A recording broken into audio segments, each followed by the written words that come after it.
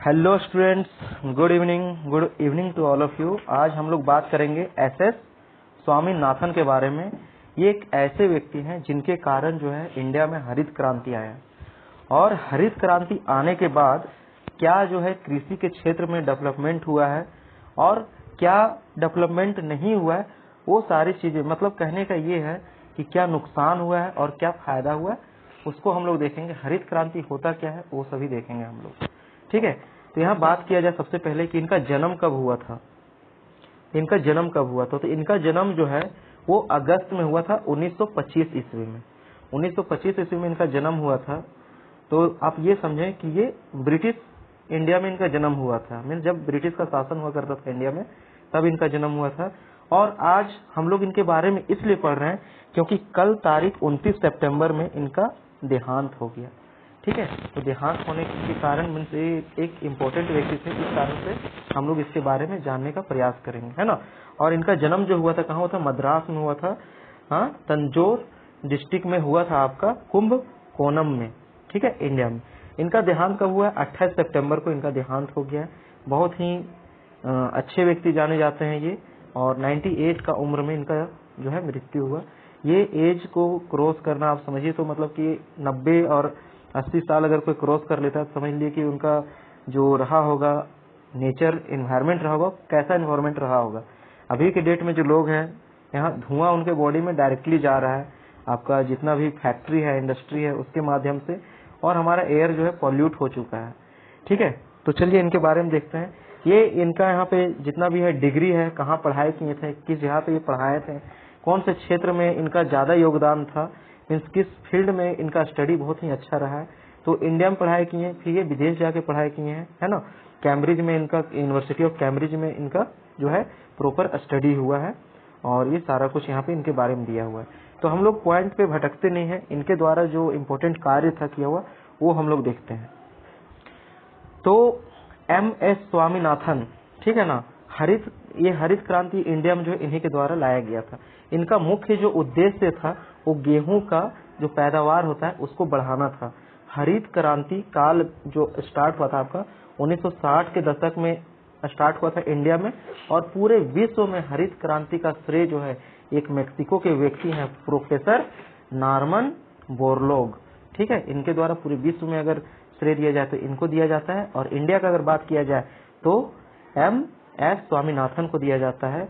और आगे यहाँ पे अगर बात करें इसमें तो कब शुरुआत हुआ था, कैसे हुआ था, भारत में हरित क्रांति का श्रेय MS स्वामीनाथन को दिया जाता है, ठीक है। चलिए अब आगे हम लोग बात करते हैं इसमें क्या है। हरित क्रांति कृषि के क्षेत्र में आधुनिक विकास करना था, ठीक है। अगर बात करेंगे कि भारत में कृषि किस प्रकार से, तो कृषि के क्षेत्र में बढ़ावा देना। अगर बात करेंगे अमेरिका का और इंडिया का, तो अमेरिका में कृषि सेक्टर जो है आपका बहुत ही इम्पोर्टेंट, मीन्स बहुत ही अच्छा है भारत की दृष्टि से अगर देखा जाए तो, ठीक है।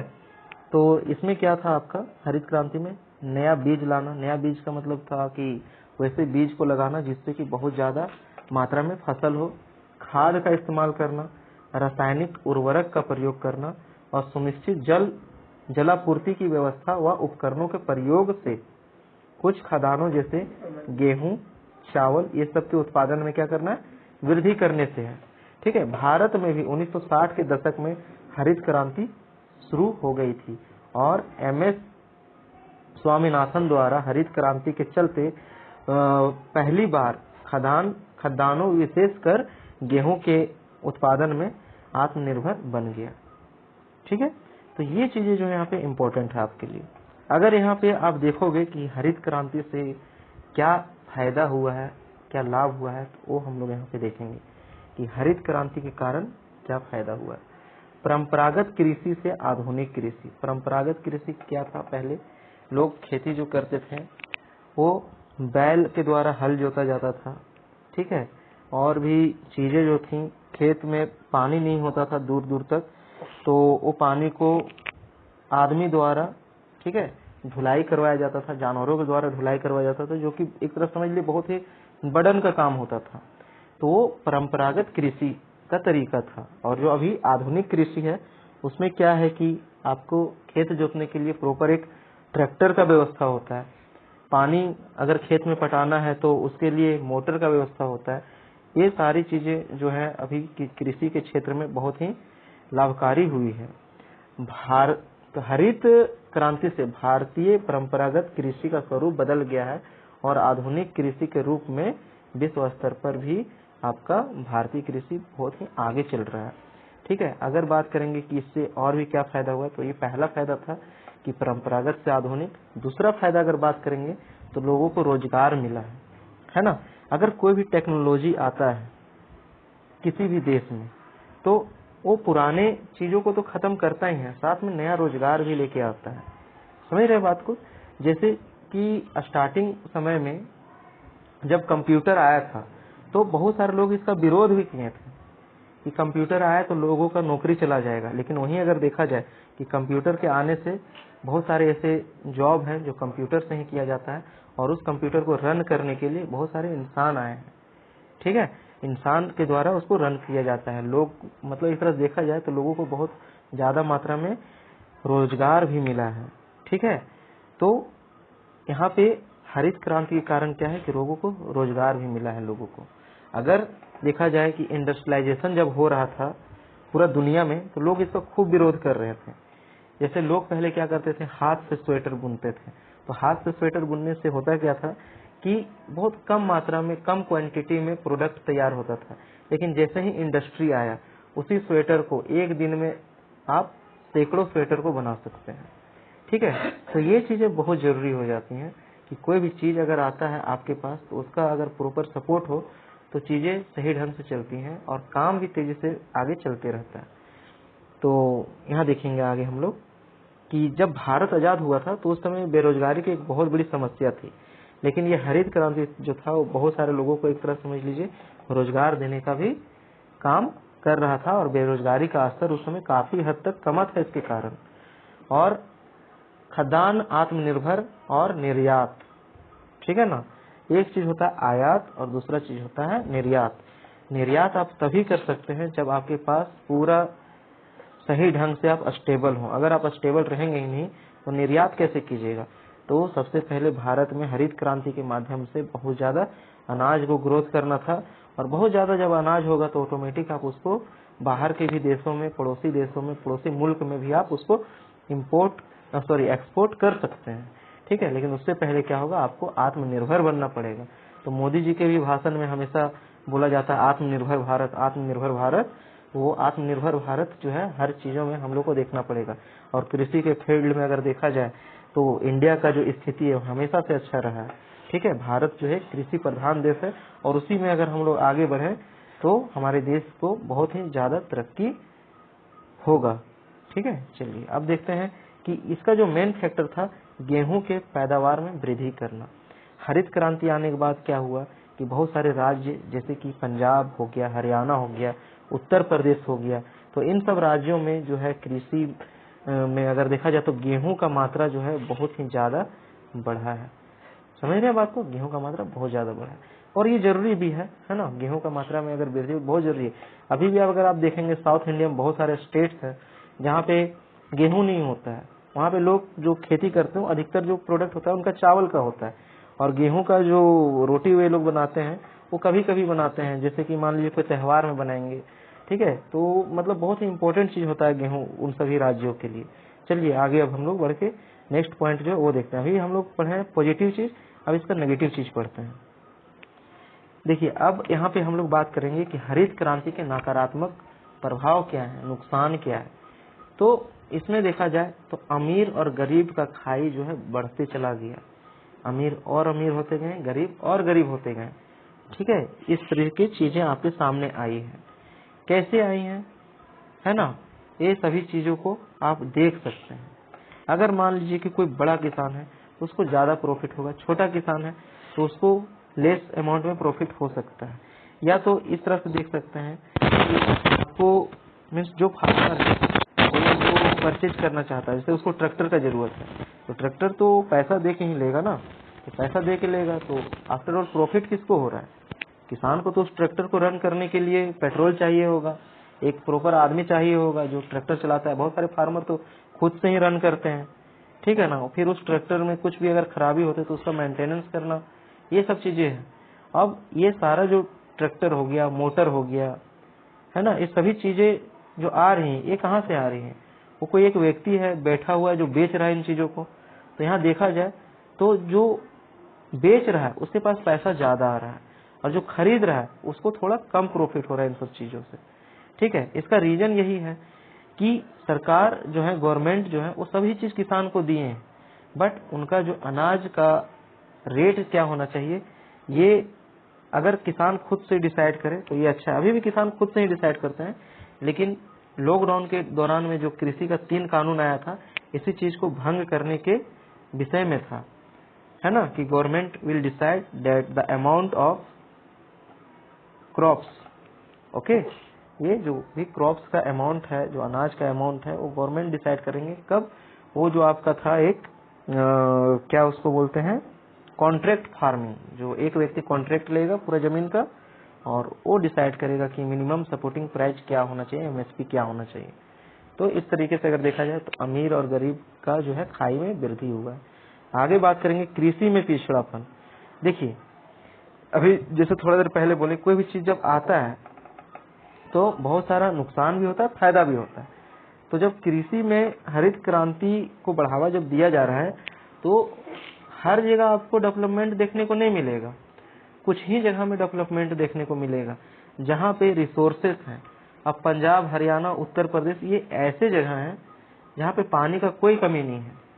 अगर यहाँ सरकार जो है इन सभी किसान भाइयों को अगर सही से सुविधा दिया जाए तो अच्छे से जो है अनाज का ग्रोथ बहुत अच्छे तरीके से होगा।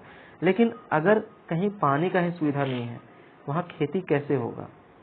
वहाँ के लिए अगर गवर्नमेंट अगर ध्यान दे तो वहाँ जो है बहुत अच्छे तरीके से हरित क्रांति का प्रभाव देखने को मिलेगा। ठीक है, तो ये सब जो है इसका नेगेटिव इम्पैक्ट है, नेगेटिव सेंस है कि जिस जगह पे खेती हो रहा है उसी जगह पे ध्यान देना नहीं, आपको हर उस जगह पे ध्यान देना होगा जहाँ पे खेती लायक भूमि नहीं है, उसको भी भूमि को कृषि योग्य बनाना होगा। और फिर जो है इसका जो है सबसे अच्छा जो मेन एडवांस वर्जन जो है हरित क्रांति का, वो हमारे सामने, पब्लिक के सामने होगा, जनता के सामने होगा। चलिए अब देखते हैं दलहन और तिलहन। ठीक है, इसमें तो मेन रूप से अगर देखा जाए तो गेहूं और चावल को बढ़ाने का बात किया जा रहा है ना, दलहन और तिलहन का बात ही नहीं किया जा रहा है। तो और भी फसल है हमारे पास, सिर्फ गेहूं और चावल नहीं है, और भी फसलों को भी हमको बढ़ाना होगा। ठीक है, चलिए देखते हैं आगे। अब यहाँ देखते हैं हम लोग कि हरित क्रांति को भारत द्वारा अपनाने का 6 मुख्य कारण क्या था। आखिर भारत इस चीज को क्यों अपनाया, क्या जरूरत पड़ गया कि हरित क्रांति को भारत अपनाए। ठीक है, तो स्वतंत्रता के समय में देश की जनसंख्या का लगभग 75% लोग जो थे कृषि करते थे। अभी का कंडीशन है कि 50 से 55% लोग ही खेती कर रहे हैं। ये सबसे वीक पॉइंट, जनता यहाँ 75% कृषि कर रहा है, कृषि पर निर्भर है। और उस समय जो भारत का डेवलपमेंट था अगर देखा जाए तो वो अभी के मुकाबले बेटर था। यहाँ जनसंख्या बढ़ा है बट कोई कृषि नहीं करना चाह रहा है, कृषि लोगों को करना चाहिए। ठीक है, तो उस समय के हिसाब से हरित क्रांति बहुत सही चीज था। अब अगर देखें भारत में कृषि मानसून पर निर्भर है। किस चीज पर निर्भर है? मानसून पे। मीन्स जब बरसात होगा तो कृषि होगा। लेकिन भाई जब बरसात नहीं होगा तब क्या करेंगे लोग, तब क्या करेंगे? तो बरसात जब हो रहा है ना, तो उसी समय बरसात का फायदा उठाना चाहिए। और इस कारण से हरित क्रांति आया ताकि जो अच्छे क्वालिटी का बीज है उससे ज्यादा अनाज ग्रो हो, ज्यादा फसल ग्रो हो, वो भी उसी समय में जब क्या हो, मानसून। ठीक है, क्योंकि हमारे पास अधिकतर किसानों के पास पूरा साल का टाइम नहीं होता है कृषि करने के लिए, क्योंकि हमारे जो एग्रीकल्चर सेक्टर है वो टोटली मानसून पे डिपेंडेंट है। चलिए ठीक, नेक्स्ट जो पॉइंट है, इसके अतिरिक्त भारत अपनी पिछड़ी तकनीक का प्रयोग और वंचित आधारित संरचना के अभाव में कृषि के क्षेत्र में उत्पादन बहुत कम होता है।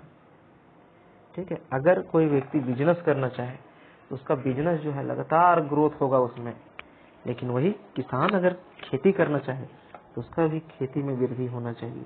उसका भी अनाज में वृद्धि होना चाहिए। लेकिन ये चीज़ें नहीं हैं, और ये चीज़ें हो नहीं रही थी उस समय कि जो किसान पिछला साल भी 1 बोरा अनाज उपजाया, वो किसान इस साल भी 1 ही बोरा अनाज उपजाया। उसके पास 2 बोरा नहीं हुआ कभी, क्योंकि उसी लैंड पे, जमीन पे ही उपजा रहा है ना जितना पिछले जमीन पे उपजा रहा। तो उस चीज को देखते हुए भी ये हरित क्रांति लाया गया, क्योंकि अच्छे क्वालिटी का अगर बीज होगा, सही ढंग का केमिकल फर्टिलाइजर डाला जाएगा, खाद डाला जाएगा, ह्यूमस डाला जाएगा, तो खेती में प्रॉपर ग्रोथ होगा। और उस समय जो फार्मर थे वो उतने एडुकेटेड नहीं थे, जो कि कृषि का भी तरीका उनको बहुत सारी चीजें उसमें उनका सही अंडरस्टैंडिंग नहीं था। तो इस तरीके से कृषि को बढ़ाने के लिए भी हरित क्रांति लाया गया। स्वतंत्रता के पहले भारतीय कृषियों पर अंग्रेजों द्वारा चलाई गई कुनीतियां अविकसित होने के कारण हरित क्रांति को अपनाया गया। कहा जाता है कि अंग्रेज जो थे वो कृषि के सेक्टर को भी प्रभावित कर रहे थे, क्योंकि अंग्रेज का कहना था कि आप नील का खेती करो। अगर आप उत्तर भारत में देखें तो नील का खेती के लिए बहुत ज्यादा दबाव दिया जाता था, और उसी समय में लोग उसी समय लोग चावल की खेती करते थे, ठीक है। और उन किसान को फोर्सफुली कहा जाता था कि आपको करना है नील का खेती ही। अब नील का खेती कैसे होगा? उसके लिए हल चाहिए, है ना, किसान चाहिए। बहुत सारे किसान के पास 2 हल नहीं होता था, 1 ही हल होता था, उतना बैल भी नहीं होता था। तो इस कारण से भी लोगों को फोर्सफुली नील का खेती में डाला गया था अंग्रेजों के द्वारा, और उस चीज को सही करने के लिए भी हरित क्रांति लाया गया। नेक्स्ट है अन्य देशों के मुकाबले भारत की कृषि की गतिहीन उनके कारण भी भारत कृषि का क्षेत्र में अगर देखा जाए, भारत जो था उसमें उतना स्पीड नहीं था, उतना ग्रोथ नहीं था बहुत ज्यादा। उस चीज को भी दूर करने के लिए हरित क्रांति लाया गया। जैसा कि हम जानते हैं, भारत में हरित क्रांति को विभिन्न चरणों में देखा जाता है। हरित क्रांति की शुरुआत 1960 के दशक के बाद से माना जाता है, इसलिए भारत में 1960 से लेकर 1970 के दशक के मध्य तक चला दौर को हम, ये दौर होगा, दौड़ नहीं होगा, दौर को हम हरित क्रांति का प्रथम चरण कहते हैं, और ये अलग अलग चरणों में हुआ है। कुछ पैदावार वाले किस्म, मतलब अच्छा बीज का, जैसे HYV, इसको होता है हाई एल्डिंग वेराइटी सीड जो होता है, उसका उपयोग, जिसके प्रयोग से प्रति एकड़ कृषि उत्पादन को अविश्वसनीय ऊंचाइयों तक बढ़ा दिया था। बहुत ज्यादा अनाज हो रहा था, 1 बोरा के बदले में 4 बोरा, 5 बोरा, किसान एकदम खुश। समझ रहे बात को? लेकिन ये कैसा बीज था? जेनेटिक मॉडिफाइड बीज था, ठीक है, जेनेटिक मॉडिफाइड बीज था ये। तो ये बीज जो है, आप भले इसका यूज कर रहे हैं इस बीज का, लेकिन इसका भी हार्मफुल इफेक्ट देखने को मिलता है, ठीक है। जेनेटिक मॉडिफाइड है, जिसको आज आप बायो फोर्टिफाइड बोलते हैं ना, फोर्टिफाइड फूड, यही है ये। फोर्टिफाइड यूज नहीं करना है आपको वही बीज यूज करना है जो आपके दादा परदादा यूज करते थे, ठीक है ना। क्यों करना चाहिए वो फिर हम लोग किसी वीडियो में डिस्कस कर लेंगे। अब देखते हैं आगे, रासायनिक उर्वरकों का प्रयोग। हरित क्रांति में रासायनिक उर्वरकों के उपयोग से 4 से 10 गुना तक कर दिया गया था, रासायनिक उर्वरक का उपयोग। अब ये रासायनिक उर्वरक का उपयोग अगर हम लोग करेंगे तो क्या होगा? अनाज बहुत ज्यादा ग्रोथ होगा, नो डाउट, लेकिन इसमें जो चीजें होनी चाहिए, है ना, जो पोषक तत्व होना चाहिए, वो घट जाता है। आप इस तरह से समझिए कि पिताजी 10 रुपया अर्न करते हैं, 10 रुपया, अभी 2 बेटा है तो दोनों को 5-5 रुपया मिल गया। अब दूसरा केस में आप समझिए, पिताजी 10 रुपया अर्न करते हैं और 10 बेटा है या 10 बच्चे हैं, तो अब कितना होगा? सभी के पास 1-1 रुपया जाएगा। पहले 5-5 रुपया जाता था, अब कितना जा रहा है? 1-1 रुपया। तो उसी तरह से अगर आप बीज लगा रहे हैं तो बीज में जितना पोषक तत्व होना चाहिए वो एक बीज से 100 बीज में डिवाइड हो गया। पहले 5 बीज में होता था, 5 बीज में पोषक तत्व ज्यादा होता था, लेकिन बीज का मात्रा बढ़ गया, उत्पादन बढ़ गया, तो पोषक तत्व जो है उसमें बढ़ोतरी नहीं हुआ, कमी हो गया। इस कारण से जो आज का खाया पिया इंसान रहता है उसके शरीर में उतना जान नहीं है, वो उतना दिन तक नहीं जी पाते हैं जितना दिन तक ये 98 साल के व्यक्ति स्वामीनाथन जो हरित क्रांति को लाके चले गए। ठीक है, चलिए अब आगे देखते हैं। खुद 98 साल जी लिए, समझ रहे हो बात को। और यहाँ पर खाद रासायनिक उर्वरक का उपयोग करके अभी जो लोग खा रहे हैं वो कितना साल जी रहा है? 60 साल, 50 साल, 60 साल, 70 साल। 70 साल तो बहुत ज्यादा, मतलब समझ लो कि सही है। खुद 98 साल, ठीक है ना। तो चलो कोई नहीं, कोई चीज का अगर खराबी होता है तो अच्छाई भी होता है। ठीक है, चलिए। सिंचाई व्यवस्था, बीजों का प्रयोग उन्हीं स्थानों पर किया जा सकता था जहाँ सिंचाई का व्यवस्था अच्छा होता था। ऐसा बीज निकालता जिसको सिंचाई ही नहीं करना पड़े, कम सिंचाई में अच्छा ग्रोथ हो जाए, तब ना ठीक रहेगा। अब वही बीज है, सिंचाई ज्यादा देंगे तो ग्रोथ अच्छा होगा। ठीक, वैसा भी बीज आएगा बहुत जल्द, टेंशन नहीं लो। रेगिस्तान में गेहूं का फसल होगा फिर समझा ना, वो वाला बीज आएगा बहुत जल्द आएगा वो सभी। हाँ, वो जेनेटिक मॉडिफाइड है उस तरह का, सारा कुछ अवेलेबल है, समझ रहे बात को, सब चीज है। अब है कीटनाशकों का प्रयोग। अब सब चीज तो हो गया, अब कीटनाशक का प्रयोग। जितना भी कीट लगता था पहले फसल में, उसको खाता था कौन? चिड़िया खाता था, कौआ खाता था, मेढक खाता था, समझ रहे ना। लेकिन जैसे जैसे टेक्नोलॉजी में विस्तार हुआ, सभी चिड़िया पक्षी ये सब मर गया। अब उस कीटनाशक को कौन खाएगा? तो उस कीटनाशक, वो जो कीटनाशक वो तो फसल को खाते रहेगा। अब उसको मारने के लिए अलग से दवाई, जिसको बोलते हैं पेस्टिसाइड।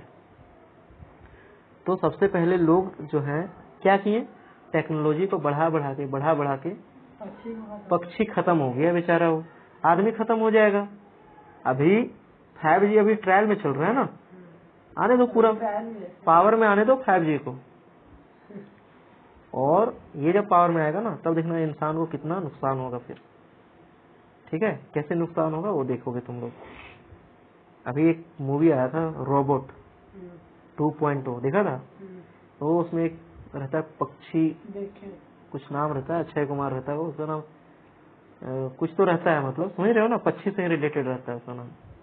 अब बेचारा वो प्रोफेसर रहता है, और पक्षी को मरते देखता है तो उसका आत्मा रोने लगता है। तो वो फिर आगे चल के क्या बोलते हैं, भूत बन जाता है एक तरह समझ लो। और फिर उस तरह सभी लोगों को परेशान करता है। जो आदमी टावर खड़ा कर रहा है, तो मोबाइल बेच रहा है, समझ लो, सबको वो अपने तरीके से देखता है। हाँ, तो ये सब चीजें सही है, कीटनाशक का प्रयोग करो, लेकिन उसके साथ साथ नेचर को भी बचाना बहुत जरूरी है ना। आधुनिक तरीके का उपयोग, हरित क्रांति के चलते भारतीय कृषकों ने पुरानी तकनीकों को छोड़कर नया तकनीक का उपयोग किया है, और कृषि में काफी ज्यादा फसल का बढ़ोतरी, खाली बढ़ोतरी, नुकसान बहुत ज्यादा। अब अगर हम लोग बात करें कि हरित क्रांति का जो अगर निष्कर्षण निकलता है तो क्या चीजें हैं कि आखिर क्या हरित क्रांति का फायदा क्या है, नुकसान क्या है, सभी हम लोग देख लेंगे। निष्कर्ष क्या निकलता है कि हम लोग को हरित क्रांति को कंटिन्यू करना चाहिए या नहीं। तो जिस तरह का अगर देश का कंडीशन है, हरित क्रांति कंटिन्यू करना बहुत जरूरी है, लेकिन साथ साथ में हम लोग को क्या करना चाहिए, जो केमिकल फर्टिलाइजर है उसको छोड़ना चाहिए, और जो नेचुरल ह्यूमस हो गया, आपका गोबर हो गया, है ना, इन सब चीजों का उपयोग करके हमको कृषि में उत्पादन को बढ़ाना चाहिए। ठीक है, तो हरित क्रांति भारत के लिए अच्छी थी, और हरित क्रांति के कुछ बुरे प्रभाव भी देश में देखने को मिलते हैं।